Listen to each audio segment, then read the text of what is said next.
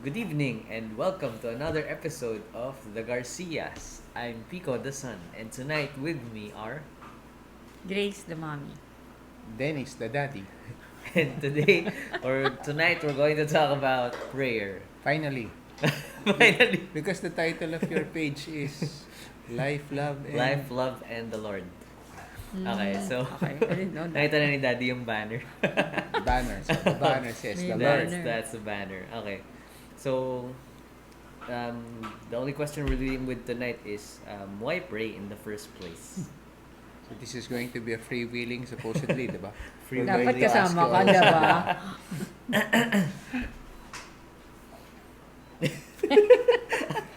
Sige. Edit or No, something? hindi. Sige, go. Why pray? Hmm. Uh, we've always thought of prayer as a way to get what we want. And I guess that's the reason why most people pray. And that's always been the reason why we used to pray. Siguro that's how we've always been taught. Na you want something, you pray for it. You dream of something, you pray about it. But recent events have taught us na prayer is not just a way to get what you want. It's communicating, it's having a conversation with a greater being. And just learning how he loves you and how that love plays out in your life. When you start to realize na ito pala yung ginagawa ko, you start to change what you do in prayer.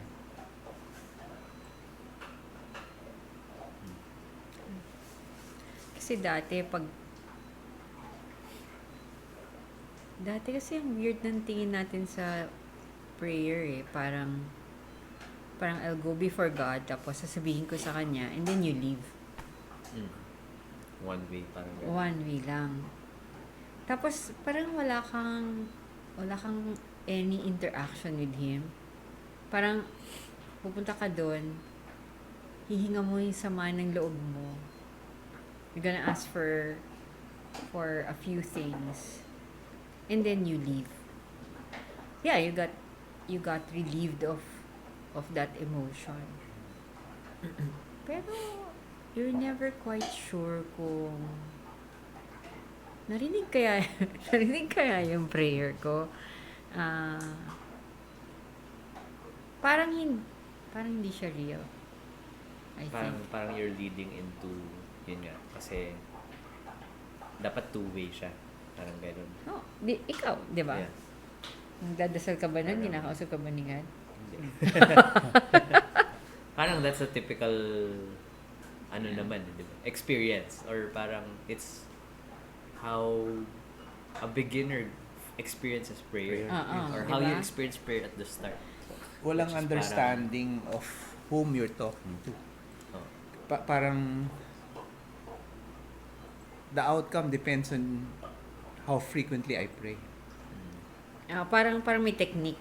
Kailangan Oo, malaman mo oo. yung technique, di ba? Tsaka yung sinasabing persist in prayer na parang basta parati lang ako nagdadasal, basta parati ko lang gagawin. That's persistence in prayer. Mm. Ngayon, kasi nga, ang nabago is the outlook that I come before a great being with the trust that He is a great being. He knows everything. So, siguro kung if I believe that He knows everything and He wants only what's best for me, siguro I will come before Him saying, Lord, gusto kong makita the things that you see. I want to look at things with your vision. Para what you want, I will also want.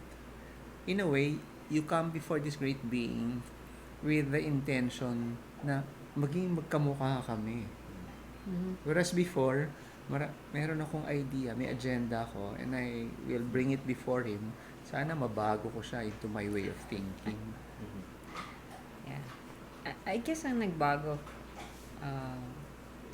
kasi before I pray so that I can be, it's all about me, di ba? I want certain things, or gusto kong ihinga yung sama ng loob ko. I want to be able to divest myself of these really bad emotions. And then, I But to want clarify, this is personal prayer. personal prayer. I Not want, yung mga formulaic na mga hindi. Hail Oy, Mary, ganun. meron din ganun, di ba? Yung mga, Our Father, ganun. iba, laging sasabihin sa atin, mag-grocery tayo. Ganun. Tagal na natin nag-grocery, pero parang wala lang din. Di ba? Parang it becomes an added chore. Di ba? Pero ginagawa natin kasi yun ang sabi sa atin eh. So dati, when I come before God, I go there kasi meron akong something is wrong with me and I want Him to fix it. Parang ganun. Pero yun, that's a nice point.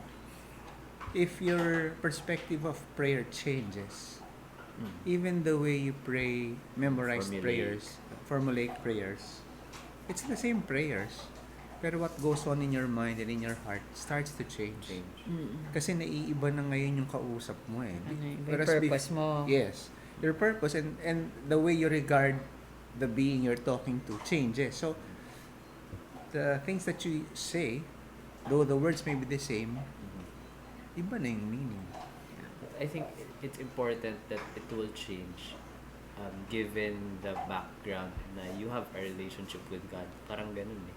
Hindi ba? Or, it's also important to think or to know, paano ko maririnig si God? Parang ganun Yes. eh. Parang kasi if God doesn't listen or you can't hear God, parang May useless problem. din. Useless mag-pray. siya.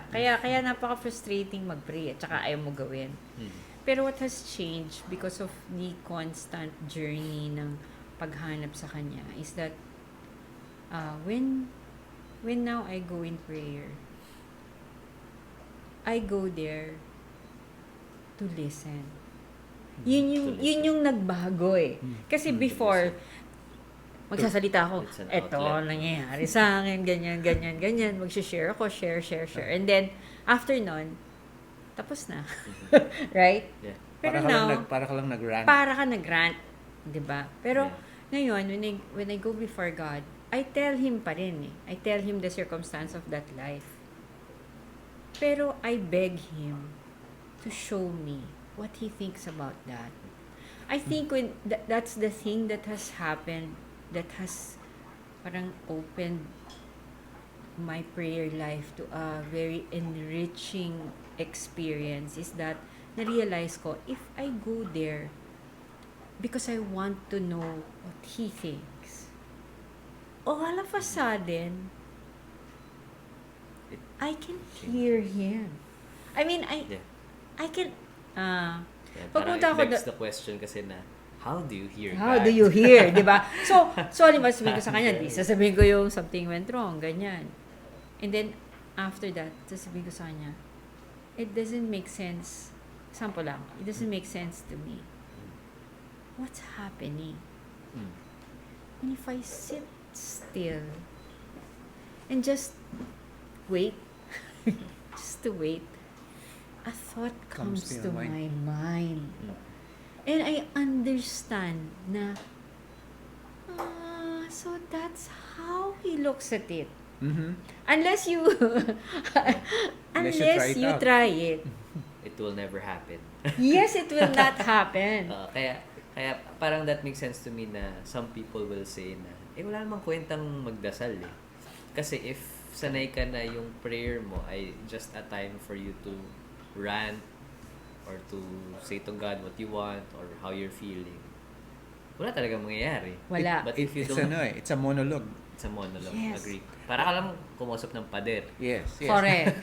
The Which is secret, useless. Which is useless. Yeah, Agree. I guess the secret is in the word that you said a while ago when you said it has to be a relationship with God. Commonly we pray the Our Father, diba? When you say Our Father, that's already a relationship. Pero ang tanong, when you say Father, what is the relationship you're talking about? Ngayon, when you say Our Father and we think of a Father who is a loving Father, a Father who, sabi nga natin, a Father who knows all, who can give all, who knows all because He's all-knowing, who can give all because He's all-powerful, and will give all because He's all-loving. All that you need, not all that you want. So, if that's clear in your mind and you have this relationship with your Father, then you will be able to hear your Father. A common example sa bahay natin, di ba? Ako, if I want ketchup, I will not say, may ketchup ba tayo? I will not say, penging ketchup or could you give me ketchup? Sabihin ko, may ketchup ba tayo? And if mommy gets the ketchup, some people, di ba, I guess in the house would wonder, paano yung nalaman na humihingi siya ng ketchup? Okay. It's the same with our prayers. Yeah. If we pray and then all of a sudden you felt something in your heart, tapos kinuwento mo sa kaibigan mo, a friend would ask, Paano mo nalaman na yun ang sinasabi sa'yo ni God? May relationship kami. Parang it's that whispering of God in your heart that is unique for every person. Mm-mm. Which is what makes prayer meaningful. Meaningful. At saka ma-discover mo, Pix, na kung ilalagay mo lang ang sarili mo to the position, in a position na palagi kang parang naka-steady into thinking, what do you think about that? Aba! Sumasagot pala siya. It's the position of always wanting to what is that? To know. I don't understand. Pag nag-pause ka, tas it's not the same as tayo, nag-uusap tayong tatlo ngayon, we're using words. Yeah. Yeah. Pero doon, it's the desire to find, pag nilagay mo pala sa ang sarili mo, doon sa desire na, what do you think? Mm-hmm. Yeah. Tama ba, It's- Daddy? it's- Maririnig mo siya. It's being Awa. transformed to His point of view. Kaya nga, when we pray and we keep praying for something, now, di ba? Dati, we pray and persist in our petitions. Puro petitions ka ang prayers before eh.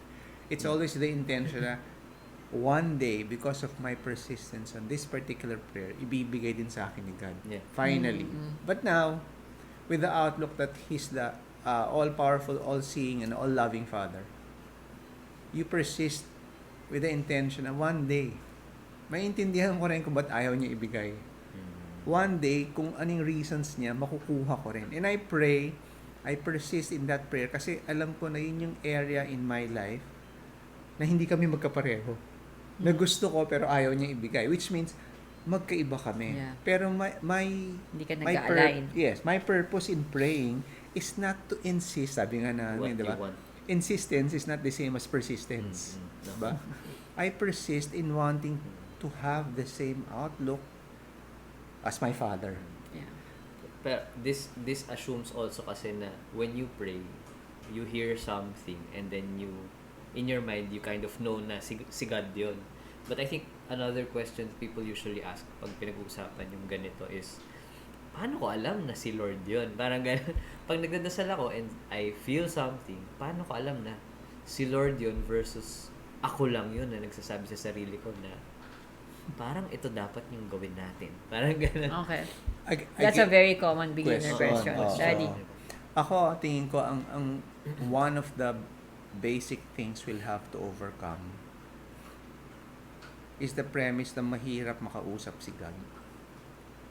So, one basic assumption or truth, if you may want to label it that way, is God is so eager to talk to us. And the reason why we don't hear Him is we have this preconceived notion of how God talks. And sometimes, as He talks to us, we say, hindi si God yan, hindi kanya magsalita si God eh. Okay. Or we say, that's too generous for God to give, or that's too small for God to give. Or in our own perspective, minsan sabihin natin, pangit naman yan. Not seeing it from His own perspective na it looks pangit ngayon. But tomorrow, or maybe a few years later, you will realize this is a mine of gold. So, He speaks, kaya lang, our idea of how He speaks, when He will speak, what He will use to communicate, stops us from really understanding. Si God na yan. We sometimes say, hindi si God siguro to. Kasi nagsalita sa baby. Hindi siguro si God to. Eh, narinig ko yung prompting nung nasa CR ako. Hindi siguro si God yun. So parang you have to open up open yourself up to the many ways na God can communicate to you, to us. Ako, for beginners, ang tip ko is, malalaman mo na si God yun kasi bigyan mo siya ng opening to do so. Ang pinakamahalagang maintindihan natin, like Denny says, He likes to speak to us. He yearns actually to communicate with us. So once nilagay mo yung isip mo doon, trust na yung susunod na thought, siya yun. Siya yun. Just because, so when people ask me, Tita Grace, how do you know that it's God speaking to you? My answer is, the very fact that you cared enough to pause and say, God, what do you think? Automatically, you're in that plane. Ngayon, kung nagkamali ka, huwag ka mag-alala. May mangyayari para malaman mo na mali ka. So for beginners, God will not make it difficult for you. Ang pinaka starting point para marinig mo siya is that you cared enough to pause and ask. When you pause and ask, you're there. The next thing that comes, you need to trust that that's God. And you need to follow. Ang problema kasi sa maraming tao, narinig nila si God, hindi nila i-follow yung prompting. Pagka ganun, what's the use of prompting us? Nagsalita na nga si God, nagduda pa. So, kung naalala mo siya, you're there. You're absolutely there. And what I have found is that if you keep trusting the voice or the prompting or whatever, the feeling in your heart that comes to you right after you say, God, just that thought, or maybe just bring your mind to Him, ano to? Or something like that, referring it to Him, trust mo yung first na lumapit doon. Pag lagi mong ginagawa yun, kung ano man yung prompting na yun, and you follow, that voice will become louder. And you will see that, oh my gosh, whenever I follow, I have a joy. It doesn't always work out the way you think it will work out. Pero may sweet joy that pervades your life. Nag-iiba eh. And peace. And then kahit na ordinary things, dati, di ba, sobrang boring ng buhay, parang feeling mo, ito na yun. Tulad na, matandaan na kami, parang ano ba ito, paulit-ulit lang. Pero, if your mind is always there and you're always thinking about Him, aba, nagkakaroon siya ng, let's see, it's a joy. And speaking of the voice, di ba? The voice. Yes. The voice. And the voice and this yearning to be like your father. Sa start, dalawa yung boses eh. There are two. Sa'yo. Yung sa'yo tsaka kay God. Opposing each other. So parang yung marinig ka, tama ba to? Hindi yan tama eh. Dapat siguro ito gawin ko. Hindi, itong gawin mo. Eventually, in the process of always coming before Him and wanting, desiring na sana maging kapareho ako ng father ko, yung voice mo gradually lumiliit, humihina. And then the voice of God becomes very, very loud. Eventually, there's only one voice. And you could not distinguish anymore, is this God or is this me? But it doesn't matter because there's only one voice and there's no opposing voice. So you say, gawin ko na kasi walang objection. I don't hear anything say, wag mong gawin yan. Correct. Hindi, pinakamaganda yung halimbawa, magtatanong ka, Lord, pwede bang umulit sa ulam? Diba? Tapos sasabihin, ang feeling mo, sagot niya, no. Sasabihin mo, sure. So, alam mo kaagad na, dalawa kayo eh, doon nagiging clear at least. na naglalaban siya, di ba? There's a struggle. Parang, dadaan ba tayo sa McDonald's pa uwi, di ba? From work. Dadaan tayo sa McDonald's, let's grab a snack. Sasabihin niya, no. Go straight home. Sasabihin mo, sure, Lord, hindi ba pwede? So, alam mo na kagad eh. Kasi hindi ka ready to follow that first impulse. Alam mo na, uy, iba kami. And as you pray, you will find, iba pala si God sa atin. Kasi yung gusto natin usually na direction, pag tinanong mo, he doesn't care about those things. Pero, Kaya pala lagi ka naliligaw. that's an interesting point, diba? Again, if we truly believe that He's all-powerful, sabihin mo, the nerve to question Him. Di ba? If we know Hindi the ka kasi sure relationship. sa umpisa eh. Yes, diba? Pero now, just thinking about it, consider this. If we know the relationship we have with an all-powerful Father, an all-loving Father, and then you accept na, yes, He's all-powerful, He sees everything. He knows what's best for me. And then our usual stance in prayer is, Father, pwede ba itong idea ko? Di ba parang sasabihin mo, the nerve to tell Him that, di ba all-powerful nga siya? Pero parang You have to grow in that din eh. Yes, diba? yes. bordering on theological. No, I mean it's a growing of the appreciation that later. he knows best. Yeah. Parang Actually, yung thinking na yan, you'll come to that point. Kasi you'll find, kapag lagi ka nagtatanong and you follow, what power? I mean, Good things happen. oo. But not all the time.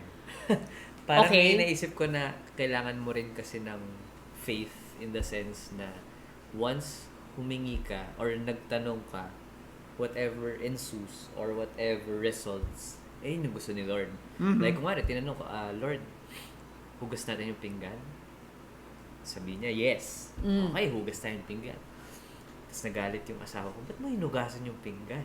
Mhm. I have to believe in faith na dahil yun yung gusto ni Lord, yung pagkagalit ng asawa ko ay Part of the nun, plan. Part Yeah. ng plan. Yes.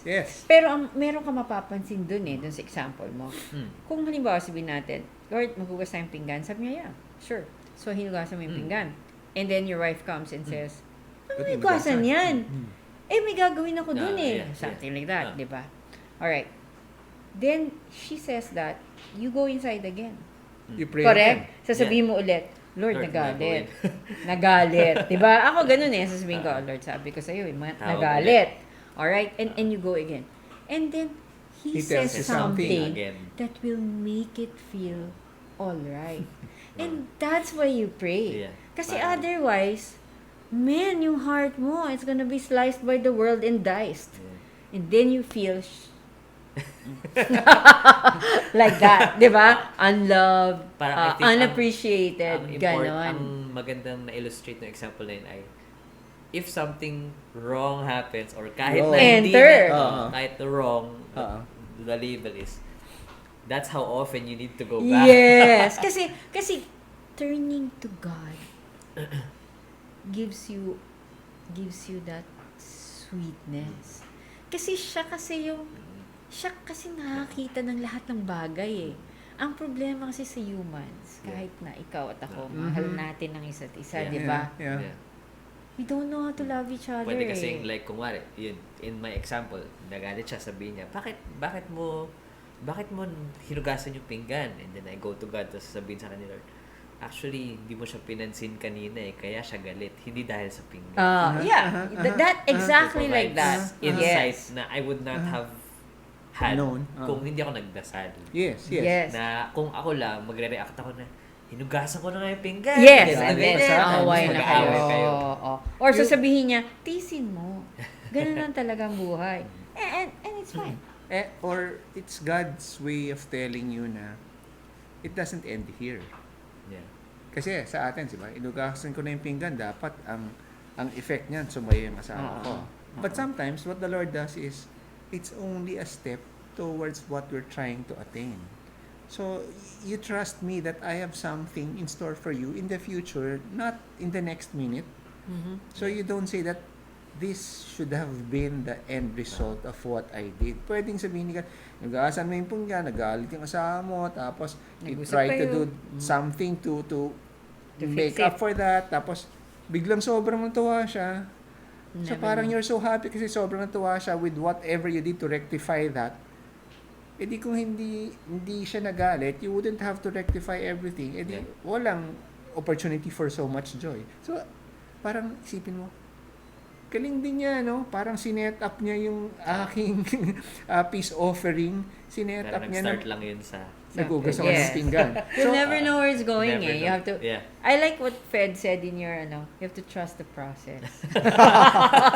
Hi, Fed. Shout out to Fed. Hi, Fed. Hello, Fed. You have to trust the process, diba? Remember what Fed said. The I best like that. things in life Are are hard. It's everything has an in and Shout out. to the previous episode. So, Challenge, Fred. what I like about praying all the time is that you have this parang infusion of love and peace and joy because the world sucks out so much from you. And kasi we read a lot about marriage and stuff in the books, and they always say you should always love your spouse, etc. But the question is, where do you get the love? Correct? Kasi kahit mahal nyo yung isa't isa, you can irritate the heck out of each other, di ba? Yeah. Kahit mahal nyo yun, but at the back of that, there's so much love that you have for the person, pero you get annoyed at yourself kasi ang sarap patulan yung mga little irritations, di ba? So, saan ko kukunin yung sinasabi nila na mahalin mo lang yung anak mo, mahalin mo yung asawa mo? Saan ko kukunin yun? Paano yun? Yeah. Di ba? We can go very spiritual. Anyway, the topic is prayer, di ba? We would always maintain that we're both physical and spiritual. And the physical part, alam na natin yun eh. We can see that, we can hear that, we can learn that. Pero as the physical things happen, we should be aware that simultaneously, sometimes some people would call it an alternate reality is happening at the same time. And that's the spiritual level. Alam natin to. What's happening in the spiritual? Tingin ko, it's prayer that tells us what's happening here. It's prayer that gives us the eyes and the ears to perceive na this physical thing is happening, people are doing this. Now, what's the spiritual reality that's happening at the same time? Yun ang not everyone would be able to grasp unless he gets the Unless senses marunong of ka the mag-connect spiritual. doon. Yes. Yung- So that's what yes. prayer does. Yeah. And prayers just Natatanaw mo yung alternate Natatanaw. reality. Yes. Dahil tsaka sa prayer. The multiverse. natatanong mo kasi siya, di ba? Yeah. Oh. Yes, the movie you didn't Strange. like. Yes, yes. We should have another Everything, avatar. everywhere, all Yes. at once. And Oh, di is that ba? the title? It's Yeah, like everything, everywhere. I need a jump point. It's the bagel. I need It's the big... I need Or the Doctor way Strange, to pwede rin. parang I need the way to teleport into the spiritual. Yes. Give him a jump point. Parang sinasabi ni God, give him a jump point, which means give him the urge to pray. Pray. Yes. So he goes into the That's spiritual it. verse. Correct. Yeah. And it's funny kasi I never thought prayer was just, Lord, what do you think? First moment, I trust it. I never thought of it that way. Yeah, it's a I different thought- view on prayer. Oo, I thought kailangan, di ba? Parang yung movie na yun. ceremonies, Kailangan, nandito ako sa, mga litany. nasa Eucharistic Adoration Chapel Yeah. ako, gano'n, sa Mass ako, gano'n. I have to be really concentrated, etc. Yung pala yung jump off point ko, it's just saying, hey, God, what? The other thing And that that's it. the other thing that changes is now that you're praying, your expectation changes also. Kasi dati parang pag nagdasal ako, lahat dapat ng result maganda. From my own opinion, it has to be From a favorable. worldly Na standpoint. favorable, diba? From the world. Yes, from the world standpoint. Yeah, when you go into prayer, you know that what's going to happen is Favorable. a part of God's plan. So Yeah. so wala kang expectation na label. Wala kang label. dapat Pangit ganito, or maganda. dapat ganito siya. Parang I prayed for it, this happens. So it's part of God's answer to my prayers. And like yung kanina nga, Wala yung it may example. just be a part of Yeah. an eventual good. Siguro something along the way needs to happen. Something not so palatable is going to happen. Something Kailangan mo not so nang gumulo acceptable. bago Yes. gumanda. Sabi natin, di ba? Sometimes God needs to destroy in order to Parang rebuild. kanta ni Gary V. It needs to be broken first. Yan, parang gano'n. So parang minsan, magkakagulo muna. Yes, para Bago maayos. maayusan. Maayos. Oo, Pero diba? while nagkakagulo, since nagdasal ka, sabi sa'yo ng father mo, yes, I got it.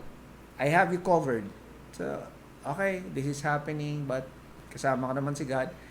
Nag-teleport naman ako in the spiritual, so I'm still there. I know that. So, if I go back to the chaotic physical world, I'm Teleport. fine. Tsaka teleport ka lang ulit. Yeah. Diba? Break me, then remake me. Kanta ni Gary yun. Sorry, I'm a Gary V fan. Hi, Gary. Gary, if you're watching.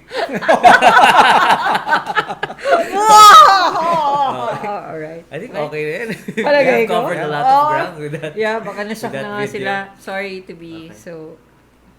We've covered Technical. a lot about prayer. Yeah. Pero I think yung maganda sa napag-usapan natin na medyo marami ay it's a new point of view on prayer. Not just the Oo. usual na talking to God one way, us venting out, but conversely, listening to God, knowing that it's Him, or trusting and believing that it's Him. Yeah. And at the same time, trusting and believing that everything that happens is His desire for us, His plan for us. And if it doesn't seem like that, then go back and pray again. Trust no, the no. process. Trust the process. It's a transformation of from going to God saying, Lord, this is what I want, into now going before the Lord and saying, Lord, what is it that you want? Yeah. Again and again and again. Again and again. Until and it again. becomes clear and acceptable to you. Yes, until you become just like Him. Okay. And that concludes this episode of The Garcias. Thank you. Thank Bye. you. That was weird.